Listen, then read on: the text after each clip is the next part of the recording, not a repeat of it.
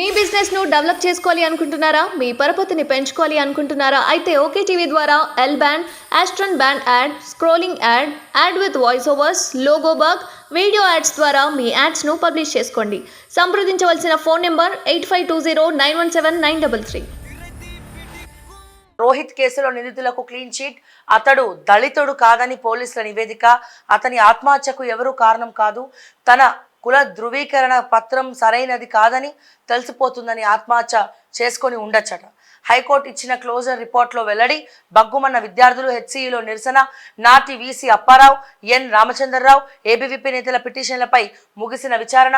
పోలీసుల నిర్ణయంతో ఏకీభవించిన వారు ట్రయల్ కోర్టులో సవాల్ చేసుకోవచ్చన్న జడ్జి.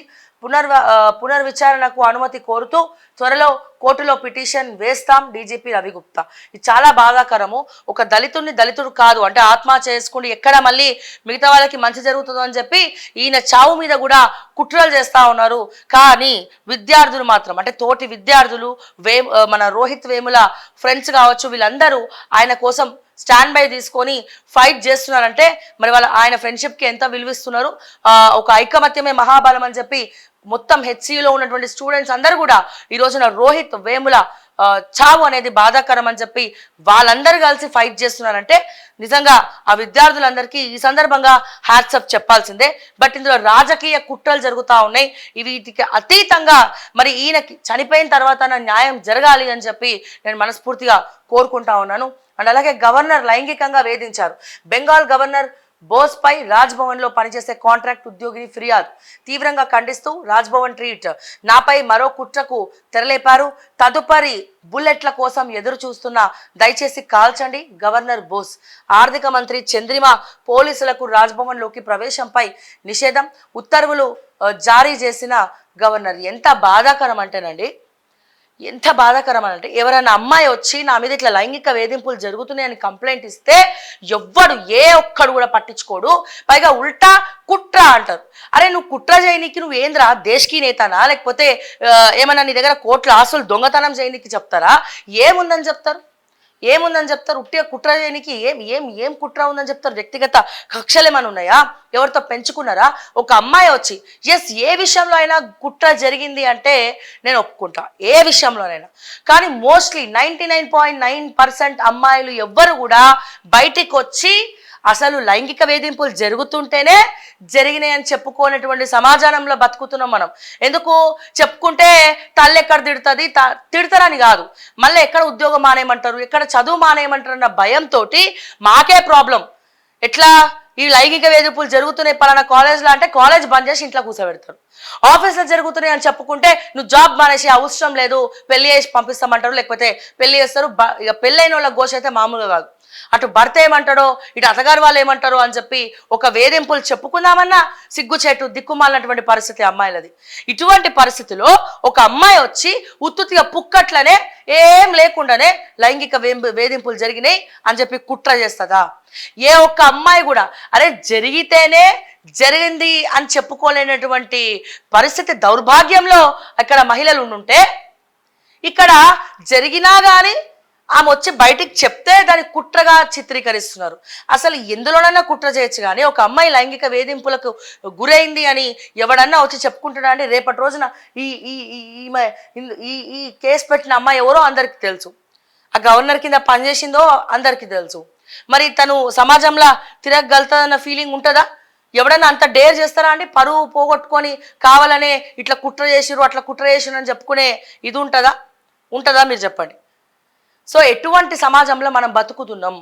స్టిల్ నిజంగా అమ్మాయిలు బయటికి రాలేకపోతున్నారు అంటే కుటుంబ సభ్యులే కారణం. ఎట్లా కారణం? అమ్మ మనం పరువు గల కుటుంబం, అమ్మ ఈ విషయం బయటికి వస్తే వాడేమంటాడో వీడేమంటాడో ఇదేం చేస్తారో అదేం చేస్తారో అని చెప్పి బయటికి చెప్పనీయకుండా ఉల్టా ఆమె గోల్డ్ మెడలిస్ట్ బాగా చదువుకుంటుంది, లేకపోతే ఇంకేం స్పోర్ట్స్లో రాణించాలనుకుంటుంది, ఇంకెందులోనో. ఇప్పుడు నేను చెప్పే మాటలు ప్రతి ఒక్క హౌస్ వైఫ్కి టచ్ అవుతాయి. ఎందుకంటే ఇట్లా అనుభవించిన వాళ్ళందరూ కూడా ఇప్పుడు చాలా హౌస్ వైఫ్లలో వాళ్ళకి ఉద్యోగాలు చేయాలని ఉంటుంది, చేయలేరు. ఇంట్లో పొద్దున్న లేస్తే 24/7 గొడ్డు చాకిరి చేస్తారు ఇళ్లలో. ఈ సో కాల్డ్ హస్బెండ్స్ చాలామంది, నేను చెప్పే వాళ్ళ గురించి అడుగుతున్నా. నువ్వేం పని చేస్తావే, నువ్వు ఆఫ్టర్ ఆల్ ఇదే ఇంట్లో అంట్లు తోముకునే బతుకునేది, అంట్లు తోముకుంటావు. బయట ఆఫీస్లో ఉన్నటువంటి ఇరిటేషన్ అంతా తీసుకొచ్చి వీళ్ళ నెత్తి మీద రుద్ది ఆఫ్టర్ ఆల్ నువ్వెంత, నీ బతికెంత, నువ్వు ఇంట్లో పని చేస్తావు, ఇదేమైనా పెద్ద బ్రహ్మ విద్యనా అంటారు. కానీ ఒక 2 రోజులు ఆమె లీవ్ తీసుకొని పుట్టింటికి పోతే తల కిందులైతుంది ఇల్లంతా. సో అంటే ఎటువంటి సమాజంలో ఉన్నాం మనం ప్రాక్టికల్గా. ఇంకా ఈక్వాలిటీ అంటే ఉమెన్ ఇంతే ఉండాలి, అబ్బాయిలు ఇంతే ఉండాలి అని చెప్పి. ఇన్ఫ్యాక్ట్ అన్ని దగ్గర కాదు, ఇంకా ఈ మీడియా ఫీల్డ్లో కూడా, మా టీవీ ఛానల్స్లో మీడియాలో కూడా యాంకర్లు మింగలేక బతకలేక పనిచేస్తూ ఉన్నారు చాలామంది. ఇక ఎన్ని రకాల కుట్రలు జరుగుతాయంటే వాళ్ళ మీద, ఎస్ చెప్తే ఒకలాగా, నో చెప్తే ఇంకోలాగా, విపరీతమైనటువంటి టార్చర్లు పెట్టేటువంటి మేనేజ్మెంట్లు ఛానళ్ళు చాలా ఉన్నాయి. ఇక ఈ విషయం బయటికి చెప్తే ఇక పెద్ద సెన్సేషన్ అవుతుంది. ఓకే, అంటే ఈ సందర్భం వచ్చింది కాబట్టి నేను చెప్తా ఉన్నానండి. అంటే ఏ రకంగా చూస్తున్నారు, అదే ఆడపిల్లకి ఎందుకు చెప్పారండి? నువ్వు బయటికి పోయి ఎవడన్నా అడ్డొస్తే వాడు చెయ్యి ఇరగొట్టి మరి పని చేసుకోమని ఎందుకు చెప్పారండి? ఆ ధైర్యం ఎందుకని నూరబోయారు? కానీ ఇప్పుడున్నటువంటి సమాజంలో ఆడపిల్ల పుట్టిన దగ్గర నుంచి చచ్చే వరకు, అంటే ఫస్ట్ ఎల్కేజీ దగ్గర నుంచే, నర్సరీ దగ్గర నుంచే ప్రతి ఒక్క ఆడపిల్లకి good touch, bad touch, defence, కొట్టు, కొరుకు అని నేర్పించాల్సినటువంటి దౌర్భాగ్య పరిస్థితుల్లో మనం బతుకుతున్నాం. నేర్పించాల్సిందే, వేరే ఆప్షన్ లేదు. అమ్మ ఇది గుడ్ టచ్, అమ్మ ఇది బ్యాడ్ టచ్, అమ్మ ఎవడన్నా తిక్క వేషాలు వేస్తే కొరికి పడేయమని పళ్ళతోటి కొరికి పడేయని చెప్పి నేర్పించాలా, ధైర్యం నేర్పించాలా, పిరికితనం కాదు.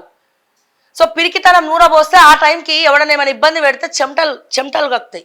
వాళ్ళకి ఏం ఆలోచించాలో, ఏ రకంగా వాళ్ళ నుంచి బయటపడాలో ఆలోచనలు రావు. అదే నువ్వు ధైర్యం నూరబోస్తే ధైర్యంగా ఎదుర్కొంటారు, కొట్లాడతారు. ఇక నువ్వు చెప్పు, అరే అమ్మాయిలు తలుచుకుంటే ఏమైనా సాధించచ్చురా బై ప్రపంచంలో. సో ఆడపిల్ల అనుకుందంటే ఏదైనా సాధించగలుగుతుంది. బలం గుర్తు చేయండి, అమ్మాయిల యొక్క బలం గుర్తు చేయండి, దయచేసి బలహీనతలు గుర్తు చేయకండి. ప్రతి ఒక్క ఆడపిల్లని పులిలెక్క పెంచండి, పులిలెక్క పెంచండి అని చెప్పి నేను మరొక్కసారి నా ఆడపిల్లల కన్నా ప్రతి ఒక్క తల్లిదండ్రులకు, ఇక రానున్న కాలంలో కనబోయే తల్లిదండ్రులకు ప్రతి ఒక్కరు కూడా చెప్తా ఉన్నాను. ఎస్, ధైర్యం నూరబోస్తే గుండెల మీద కాదు, మంచిగా నిద్రపోవచ్చు మీరు. ఎందుకంటే వాళ్ళని వాళ్ళు కాపాడుకుంటారు. అరే ఒక కుటుంబాన్నే కాపాడేటోళ్ళు వాళ్ళని కాపాడుకోలేరా అండి? అద్భుతంగా కాపాడుకుంటారు. ఇక సొసైటీ అంటారా, వాళ్ళు ఏం చప్పుడు చేయరు. ఇక ఉత్తిగా ఆ ఇంట్లో ఏం జరుగుతుంది, ఈ ఇంట్లో ఏం జరుగుతుంది, మళ్ళీ వాళ్ళ ఇంటి గురించి ఇంకొకరు మాట్లాడుకుంటారు. కానీ మాట్లాడుకుంటారని వీళ్ళకి తెలియదు కదా. సో ఇట్లా 1,00,000 జరుగుతాయి సమాజంలో. మనం ఎవరి గురించి ఆలోచించద్దు, మనం ఏంది, మనల్ని మనం ఎట్లా కాపాడుకోవాలి. ఇంతమంది రాక్షసుల మధ్యలో మనం తిరుగుతున్నాం, ఎన్నో వేల కళ్ళు మన మీద ఉంటుంది. మనల్ని మనం ఎట్లా కాపాడుకోవాలన్న దానిపైన దృష్టి సారించాలి. కాలేజీలలో నిజంగా అందరు అబ్బాయిలు కూడా అట్లా ఉండరండి, కానీ అత్యధిక శాతం సంగతి నేను చెప్తున్నా, ఎక్కువ మంది ఇట్లనే తయారైనరు. ఇక మందు తాగిన తర్వాత నరరూప రాక్షసులు అవుతారు. సో వాళ్ళ గురించి నేను మాట్లాడుతూ ఉన్నాను. అండ్ అలాగే ప్రతి ఒక్క అబ్బాయి కూడా చెప్పాలి, నాన్న నువ్వు తల్లిని ఎంత ప్రేమిస్తావో నీ భార్యని అట్లనే ప్రేమించాలి. అండ్ అట్లనే తోటి విద్యార్థులను, నీ స్నేహితులను కూడా అట్లనే ప్రేమించాలి. అమ్మాయిలైనా సరే ఎవడన్నా ఇబ్బంది పెడితే నువ్వే పోయి కాపాడాలి, కానీ నువ్వే బాధ పెట్టద్దు అని చెప్పి ప్రతి ఒక్క తల్లి వాళ్ళ కొడుకుకి చెప్పాల్సినటువంటి సందర్భాలు చాలా ఉన్నాయి. ఇవన్నీ కూడా ఏర్పడ్డాయి కాబట్టి సో దయచేసి నేను ఒక్కటే చెప్తున్నా, అమ్మాయిల మనస్తత్వం తెలుసుకోండి, మనసులో ఏముందో అడగండి. తను ఏం కలలు కన్నదో ఆ కలల్ని సాకారం చేసుకునే విధంగా తల్లిదండ్రులు కావచ్చు, అన్నదమ్ములు కావచ్చు, తనని సపోర్ట్ చేయండి, ముందుకు నడిపించండి. పెళ్ళైన తర్వాత భర్త కూడా అర్థం చేసుకోండి, ముందరికి నడిపించండి అని చెప్పి మరొకసారి ఈ సందర్భంగా ఈ అవకాశం వచ్చింది, అందుకే నేను చెప్తా ఉన్నాను. అండ్ ఏ ఒక్క అమ్మాయి కూడా నా మీద లైంగిక దాడి జరిగింది అని చెప్పి సిగ్గు విడిచి చెప్పదు. సో దాన్ని కూడా ఈ గవర్నర్ మరి కుట్ర అంటున్నాడు అంటే ఏం చెప్పాలనేది మీకే వదిలేస్తున్నాం.